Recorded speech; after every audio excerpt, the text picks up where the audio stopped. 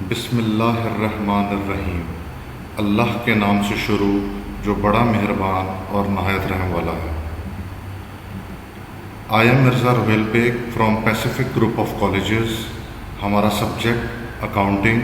हमारा आज का टॉपिक है rules for debit and credit और ये लेक्चर नंबर 12 है। स्टूडेंट्स, लेक्चर नंबर 12 स्टार्ट करने से पहले मैं आप लोगों के साथ लेक्चर नंबर 11 रिवाइज करना चाहूँगा। हमारा लेक्चर नंबर 11 का टॉपिक था अकाउंटिंग इक्वेशन। लेक्चर नंबर 11 में हमने देखा कि अकाउंटिंग इक्वेशन क्या है। Assets is equal to liability plus owner equity. Assets बराबर होते हैं लायबिलिटी के प्लस कैपिटल के। ये हमारा प्रीवियस टॉपिक था जो हमने पढ़ा।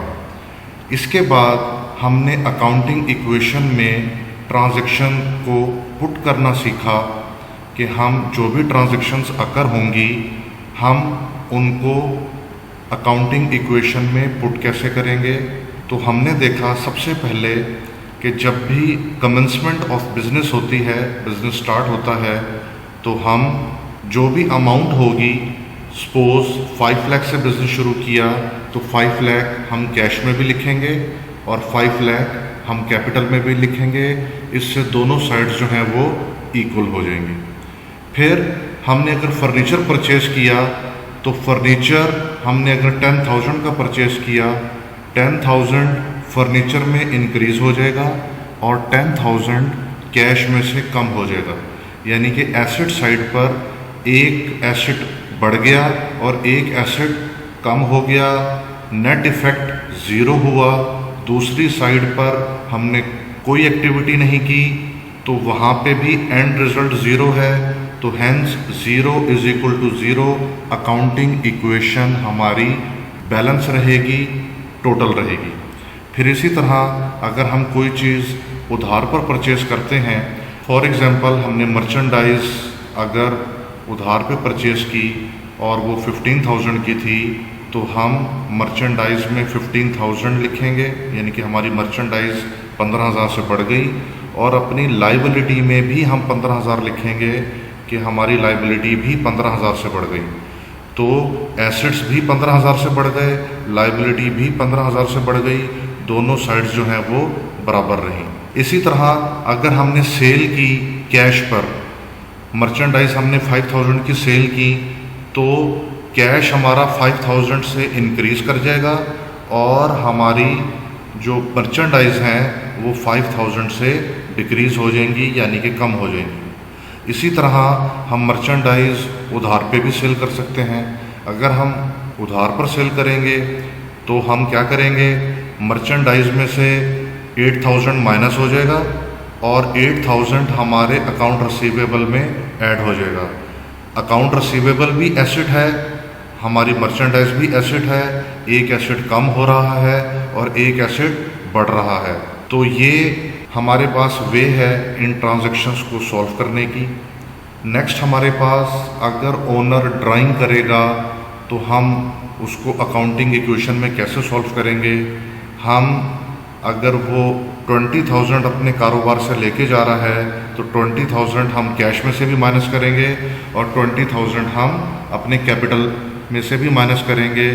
तो इस तरह दोनों साइड्स जो हैं वो इक्वल रहेंगी। तो स्टूडेंट्स, ये तो था हमारा प्रीवियस लेक्चर जो हमने पढ़ा। अब हम आज देखते हैं कि rules for debit and credit क्या हैं लेक्चर नंबर 12 में। तो वेलकम स्टूडेंट्स। सबसे पहले हम देखते हैं डेबिट। डेबिट के बारे में एक चीज़ बहुत मशहूर है कि means left side of an account. The word debit is abbreviated as DR। Debit को हम DR लिखेंगे तो हम इसका मतलब ये है कि ये मुकम्मल डेबिट ही है। ये DR जो है ये डेबिट की शॉर्ट फॉर्म है। इसी तरह अगर हम क्रेडिट की बात करें तो credit means right side of an account और credit is abbreviated as CR। यानी कि हमें क्रेडिट की जो शॉर्ट फॉर्म हम लिखेंगे तो वो हम लिखेंगे CR। अब rules for debit and credit students, अब हम अच्छी तरह से जानते हैं, अब हम अकाउंटिंग के स्टूडेंट हैं, हम ये बेहतर अंदाज में जानते हैं कि एसेट्स क्या होते हैं। स्टूडेंट्स, एसेट्स का नॉर्मल बैलेंस डेबिट होता है।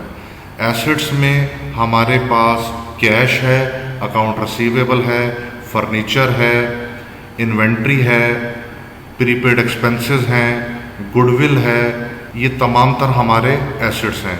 स्टूडेंट्स, जब भी हमारे एसेट्स इंक्रीज होंगे तो हम एसेट्स को डेबिट करेंगे, और जब भी हमारे एसेट्स डिक्रीज होंगे तो हम उनको क्रेडिट करेंगे, और हमारे एसेट्स का नॉर्मल बैलेंस डेबिट है। अब हम बात करते हैं एक्सपेंसेस की। एक्सपेंसेस क्या हैं?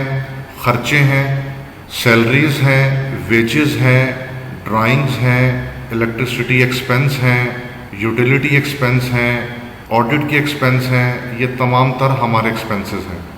स्टूडेंट्स, अगर हमारे एक्सपेंसेस इंक्रीज होंगे तो हम उनको डेबिट करेंगे, और अगर डिक्रीज होंगे तो हम उनको क्रेडिट करेंगे, और एक्सपेंसेस का नॉर्मल बैलेंस डेबिट है।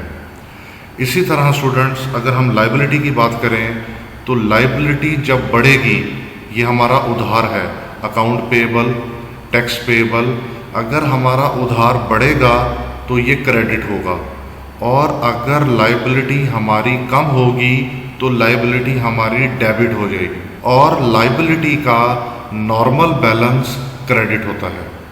लायबिलिटी का नॉर्मल बैलेंस क्रेडिट होता है। तो स्टूडेंट्स, इस स्लाइड में हमने ये तीन चीज़ें देखी। एसेट्स क्या हैं, उनका नॉर्मल बैलेंस, एक्सपेंसेस का नॉर्मल बैलेंस, और लायबिलिटीज़ का नॉर्मल बैलेंस। नेक्स्ट हमारे पास है रेवेन्यू, यानी कि हमारी आमदनी। रेवेन्यू अगर होगा तो इसका नॉर्मल बैलेंस क्रेडिट है। आमदनी जब भी हमारी बढ़ेगी तो ये क्रेडिट होगी, और आमदनी जब भी हमारी कम होगी तो ये डेबिट होगी। नेक्स्ट हमारे पास है कैपिटल। कैपिटल का नॉर्मल बैलेंस क्रेडिट होता है। जब भी हमारा कैपिटल इंक्रीज होगा तो वो क्रेडिट होगा, और जब भी हमारा कैपिटल डिक्रीज होगा तो वो डेबिट होगा। कैपिटल का नॉर्मल बैलेंस क्रेडिट होता है। स्टूडेंट्स, अब हमारे पास समरी है जो हमने अभी प्रीवियस स्लाइड देखी कि एसेट्स का नॉर्मल बैलेंस डेबिट, एक्सपेंसेस का नॉर्मल बैलेंस डेबिट, लायबिलिटी का नॉर्मल बैलेंस क्रेडिट, रेवेन्यू का नॉर्मल बैलेंस क्रेडिट, और इक्विटी का नॉर्मल बैलेंस क्रेडिट, यानी कि कैपिटल का नॉर्मल बैलेंस जो है वो क्या है? क्रेडिट। इसी तरह एसेट्स इंक्रीज करेंगे तो डेबिट होंगे, डिक्रीज करेंगे तो क्रेडिट, एक्सपेंसेस इंक्रीज करेंगे तो डेबिट होंगे, डिक्रीज करेंगे तो क्रेडिट, लायबिलिटी इंक्रीज करेगी तो क्रेडिट और डिक्रीज करेगी तो डेबिट, रेवेन्यू इंक्रीज करेंगे तो क्रेडिट, डिक्रीज करेंगे तो डेबिट, कैपिटल हमारा इंक्रीज करेगा तो क्रेडिट और डिक्रीज करेगा तो डेबिट। तो स्टूडेंट्स, ये समरी थी हमारे प्रीवियस स्लाइड की कि अकाउंट्स के नॉर्मल बैलेंस क्या हैं, और जब वो इंक्रीज करेंगे तो वो उनके बैलेंस क्या होंगे, और जब वो डिक्रीज करेंगे तो उनके बैलेंस क्या होंगे। स्टूडेंट्स, अब जो हमने पढ़ा इसको हम एक एग्जाम्पल से समझते हैं। सबसे पहले देखें, पहली ट्रांजैक्शन है स्टार्टेड बिजनेस विद कैश $95,000। हमने कारोबार शुरू किया है 95,000 से। स्टूडेंट्स, हर ट्रांजैक्शन में डेबिट भी होगा और क्रेडिट भी होगा। यहाँ पर एक हमें अकाउंट नज़र आ रहा है कैश, और दूसरा जब भी हम कारोबार शुरू करते हैं तो कैपिटल अकाउंट आता है। तो कैश 95,000 से इंक्रीज करेगा तो कैश डेबिट होगा, और कैपिटल 95,000 से इंक्रीज होगा तो कैपिटल क्रेडिट होगा। कैपिटल 95,000 से बढ़ेगा तो कैपिटल क्रेडिट होगा, क्योंकि कैपिटल का नॉर्मल बैलेंस जो है वो क्रेडिट होता है। अब हम इसका सॉल्यूशन देखते हैं। देखें, कैश एसेट है, एसेट इंक्रीज कर रहा है और वो डेबिट है 95,000 से। हमने पढ़ा भी यही है कि एसेट जब बढ़ता है तो वो डेबिट होता है। कैपिटल हमने पढ़ा था कि जब कैपिटल बढ़ता है तो वो क्रेडिट होता है। तो देखिए यहाँ पर कारोबार शुरू हुआ है, कैपिटल बढ़ रहा है, 95,000 से कैपिटल क्रेडिट है। सेकंड ट्रांजैक्शन हम देखते हैं, furniture purchase for cash to be used in business $8,000। हमने फर्नीचर परचेज किया है 8,000 रुपये का। तो अब हमारा फर्नीचर एसेट है, फर्नीचर बढ़ रहा है, और कैश भी हमारा एसेट है, कैश कम हो रहा है। तो फर्नीचर डेबिट होगा और कैश जो है वो क्रेडिट होगा। ये सॉल्यूशन में देखिए, फर्नीचर हमारा एसेट है, एसेट जब बढ़ता है तो डेबिट होता है, 8,000 से फर्नीचर डेबिट है। कैश भी हमारा एसेट है, एसेट ये कम हो रहा है क्योंकि हमने फर्नीचर पे परचेज किया है और हमने उसकी पेमेंट की है 8,000 रुपये। तो कैश कम हो गया 8,000 रुपये से, तो 8,000 से कैश क्रेडिट हो जाएगा। हमारी थर्ड ट्रांजैक्शन है परचेज गुड्स फॉर कैश 40,000। 40,000 से हमने गुड्स जो हैं वो परचेज की हैं। तो स्टूडेंट्स, हमने rules for debit and credit को नहीं भूलना, उनको हमने जहन में रखना है। जो भी ट्रांजैक्शन हमारे सामने आएगी, हम पहले rules for debit and credit उस पर अप्लाई करेंगे। उससे हमें ये पता लग जाएगा कि हम ट्रांजैक्शन को सही सॉल्व कर रहे हैं या नहीं। तो अब हमने गुड्स परचेज की हैं, तो परचेजेस जो हैं वो डेबिट होती हैं। जब भी परचेजेस हम करेंगे तो उससे हमारे एसेट्स इंक्रीज होते हैं। तो परचेज से गुड्स हमारी बढ़ जाएंगी, यानी कि एसेट्स हमारे बढ़ जाएंगे। तो एसेट्स जब भी बढ़ते हैं वो डेबिट होते हैं। तो परचेजेस यहाँ पर डेबिट हैं, यानी कि हमने इंक्रीज हुई 40,000 से, और कैश जो है वो हमारे पास से चला गया क्योंकि हमने परचेज की है। तो कैश हमारे पास 40,000 से क्या हो गया, क्रेडिट।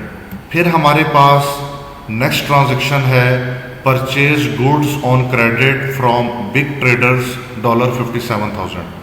स्टूडेंट्स, जब भी किसी इदारे का नाम आए या किसी शख्स का नाम आए तो इसका मतलब है कि हमने वो चीज़ उधार पे परचेज़ की है। अब गुड्स हमने परचेज़ की हैं उधार पर बिग ट्रेडर से 57,000 की। Rules for debit and credit हमने पढ़े। अब हम देखते हैं कि ये कैसे सॉल्व होगा। परचेजेस हमारी डेबिट होती हैं, ये हम पढ़ चुके कि जो भी परचेज होगी वो हमारी डेबिट होगी। 57,000 से हमारी परचेजेस डेबिट हैं, और चूंकि स्टूडेंट्स हमने उधार पे परचेज की है तो उधार हमारी लाइबिलिटी है, और लाइबिलिटी जब भी बढ़ती है वो क्रेडिट होती है। तो 57,000 से परचेजेस हमारी डेबिट होंगी और 57,000 से हमारा अकाउंट पेबल जो है वो क्रेडिट होगा। अकाउंट पेबल जब बढ़ता है तो वो क्रेडिट होता है। नेक्स्ट हमारे पास ट्रांजैक्शन है सोल्ड गुड्स फॉर कैश $5,000। हमने गुड्स सेल कर दी हैं, कैश हमारे पास आ गया है, कैश एसेट है। एसेट जब बढ़ेगा तो डेबिट होगा। सेल हमारा रेवेन्यू है, रेवेन्यू जब बढ़ेगा तो वो क्रेडिट होगा। तो देखें, फिफ्थ ट्रांजैक्शन में कैश हमारा एसेट इंक्रीज हुआ 5,000 से, और सेल्स हमारा रेवेन्यू है। जब भी हमारी सेल्स बढ़ती हैं तो वो क्रेडिट होती हैं। सिक्स्थ हमारे पास ट्रांजैक्शन है purchased equipment for business $4,000। Students, purchases जो भी होंगी वो हमारी डेबिट होंगी। हमने इक्विपमेंट परचेज की है तो इक्विपमेंट डेबिट, हमने फर्नीचर परचेज किया है तो फर्नीचर डेबिट, हमने कंप्यूटर परचेज किया है तो कंप्यूटर डेबिट। तो यहाँ पर 4,000 से हमने इक्विपमेंट परचेज की तो 4,000 से इक्विपमेंट डेबिट, और हमने कैश पे परचेज की है तो कैश हमारा एसेट है। अब इक्विपमेंट परचेज करने के लिए जो हमारा कैश हमारे पास से चला गया वो एसेट को कम कर रहा है, और एसेट जब भी कम होता है वो क्रेडिट होता है। 7th ट्रांजैक्शन हमारे पास है sold goods on credit to John retailers $1,500। हमने अब सेल की है उधार पर, तो ये पैसे हमने उससे लेने हैं। तो जो हमने पैसे लेने होते हैं वो अकाउंट रिसीवेबल कहलाता है। 7 ट्रांजैक्शन में अकाउंट रिसीवेबल हमारा एसेट है, एसेट इंक्रीज कर रहा है 1500 से, तो वो डेबिट है। और हमने सेल की है, जब भी हम सेल करेंगे तो सेल हमारी रेवेन्यू होता है और हमारा रेवेन्यू क्रेडिट होता है, तो सेल यहाँ पर 1500 से क्रेडिट होगी। लास्ट ट्रांजैक्शन हमारे पास है पेड सैलरी टू एम्प्लॉयज़ 1200। हमने 1200 एम्प्लॉयज़ को सैलरी दी है, तो स्टूडेंट सैलरी हमारा एक्सपेंस है। एक्सपेंस हमने rules for debit and credit में देखा कि जब भी हमारा एक्सपेंस बढ़ेगा तो वो डेबिट होगा।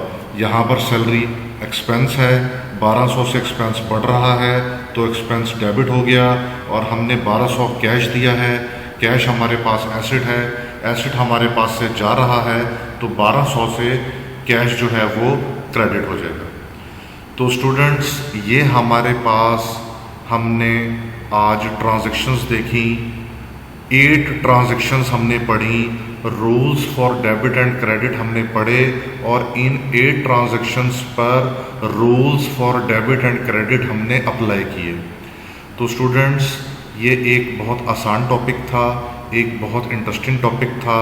आप जब तक अकाउंटिंग के स्टूडेंट रहेंगे, आप डेबिट और क्रेडिट सुनते रहेंगे, इसको इम्प्लीमेंट करते रहेंगे।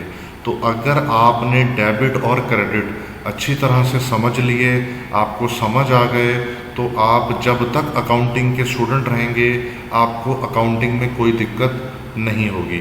तो स्टूडेंट्स, हमारा आज का टॉपिक जो है वो कंप्लीट हुआ, जो कि था rules for debit and credit. Thank you students, अल्लाह हाफिज़, इट्स ऑल फॉर टुडे।